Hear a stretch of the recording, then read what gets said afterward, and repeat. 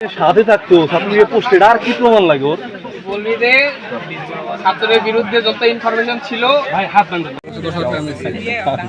আমার কাছে 2,500 টাকা নিচ্ছে সিটের জন্য তারপর আচ্ছা 2 নাম্বারটা বল, সিট বান্ডিজ আমরা সবাই জানি। 2 নাম্বার বল। 2 নাম্বার একটু জোরে জোরে। দুই তলার উপরে যে ফ্যান যেগুলো ফ্যান যেগুলো ছিল ওখান থেকে একটা ফ্যান খুলছে। আর হচ্ছে দুটো চেয়ার ছিল, দুটো চেয়ার নিয়ে গেছে রুম, নিজের রুমে নিয়ে গেছে ফ্যান আর চেয়ার। আচ্ছা 3 নাম্বার বল, এটা কত তারিখে? তারিখ মনে নাই ভাই, আমার তো আমি আচ্ছা 3 নাম্বার বল। 3 নাম্বার হচ্ছে ক্যাম্পাসে ফিল্ম করতে গিয়ে দেখছি একটাই প্রেম করছে নাকি? একটাই প্রেম করছে নাকি কয়টা? আমি সাপোর্টে আপাতত একটা মেয়ে দেখছিস। আচ্ছা ঠিক আছে, তারপর বল। ছাত্রলীগের কাছে প্রেম প্রীতি কিছুই না। হয়রানি করছে কতজনকে? হলে মারধর করছে গোপনে রুমে। হয়রানি হয়রানি এটা ভাই না ভাই, এটা ভাই মোকার মোমেন ভাই রুমের মধ্যে 6-7 মাস ছিলাম। আচ্ছা 4 নাম্বার বল। তোর গুণগান মেয়েকে নিয়ে গেছে কোন জায়গায়? 4 নাম্বার বল। আচ্ছা এটা একটু ভিডিও কর। 4 নাম্বার মাঝে মাঝে ছাদের উপরে ফেন্সিল কে খায় তো কে মাঝে মাঝে মোমেন ভাইরা বাজে পুরো পরিচয় বল।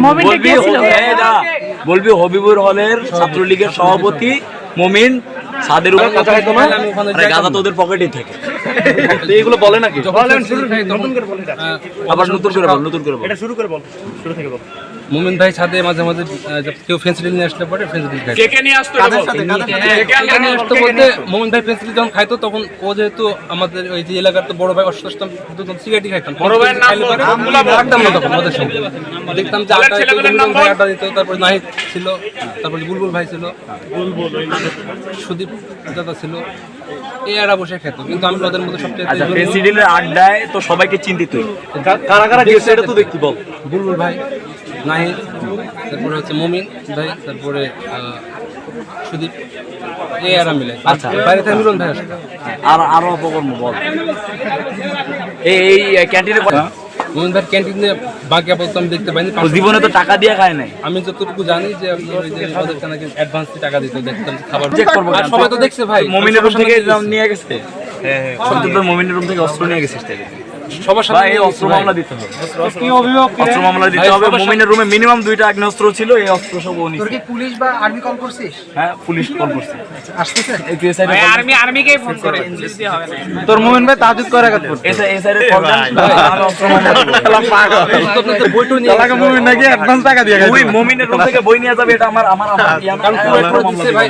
এই বই নিয়ে গেছিস বয়স শেপিং করেছে। আরে তুই এখনো বল, আমরা অস্ত্র মামলা দিব। ভাই আপনি ভাই দেখেন ভাই নামাজ পড়তে আমার কালামে বলতে আপনাকে আমি দেখি না। এতে কালামে পাঠ করবে। ঠিক না, আমাকে ফেস মনে নাই।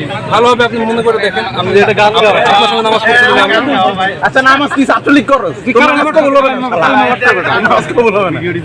ভাই তুমি